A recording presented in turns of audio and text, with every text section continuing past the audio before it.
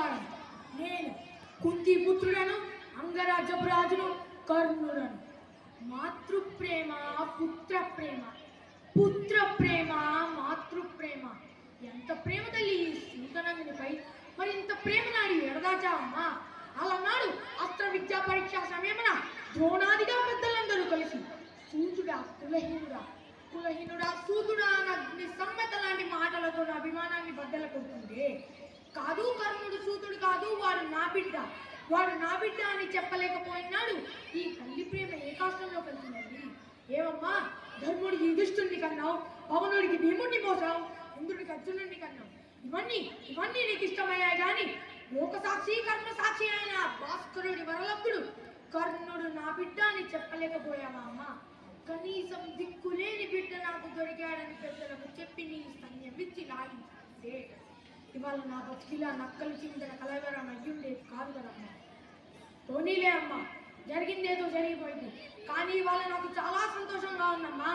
కురు సామ్రాజ్య సుసంపన్నపురుడైన నా వద్దకు వచ్చి, నాయనా కర్ణ, నువ్వు నా బిడ్డగా అంటుంటే నా చెవులు కర్ణుడైన నామదేని సార్థకం చేస్తున్నాయి మాత.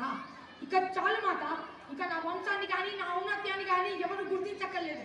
సమస్త ధార చక్రమేకమై కర్ణ నువ్వు సూతుడిరా అని నేను బాధపడను. ఏంటమ్మా ఇది? చిరునవ్వులు చిందించాల్సిన సమయంలో ఇవి సాధించాయాలేంటమ్మా? ఏదైనా కావాలా అమ్మా? కోరుకో తల్లి, కోరుకో. నీలాల నింగిలో నక్షత్రాలు చూసి మాల చేసిందా? ఆ నటరాజు జడలో నడయాలే బాలచంద్రుని తీసి నీ పాదాల ముందు నిలిచిన, లేక నీకు ఈ గతి పట్టించిన యముని పడగొట్టి మా పిన్న తండ్రి పాండురాజును తినుకొని రమ్మంటావా? ఏం కావాలో కోరుకో తల్లి. మహాసంగ్రామయాగంలో పాండవులను వధించరాదా? తప్పమ్మా ఇది. ఆ దుర్యోధనుడే లేకపోయంటే ఈనాడు ఈ కర్ణుడిని కళ్ళ ముందు నిలిచి ఉండేవాడే కాదు, ఏనాడో ఆత్మహత్య చేసుకునేవాడినమ్మా. రాజ్యమంతా నాదైనా రాచరికం నీదిగా కనుసందుల్లో కౌరవ సామ్రాజ్యాన్ని ఏలమని మా కుటం లేని మహాధికారాన్ని నిలిచిన మహా ఆత్మీయుడమ్మా నా సుయోధనుడు. సూతకునితో చలిమా అంటూ చోద్యాలు పోతుంటే జగతి ఘాతకుడు కాదురా శంకుడైనా అని నా స్నేహాన్ని మన్నించిన పవిత్ర మూర్తమ్మ నా ధాత్రుడు.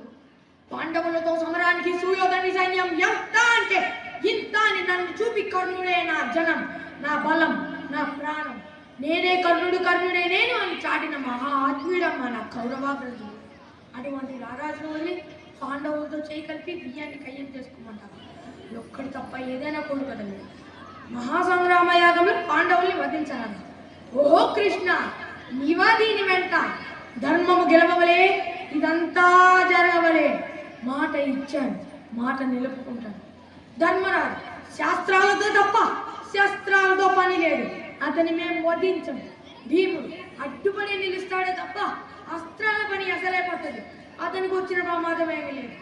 మాత్రేయులు వచ్చి రాని వయసు, మా అస్త్రాభ్యాసం అంత లేదు వారి ప్రాయం, వారిని వధించడం నాకే అవమానం.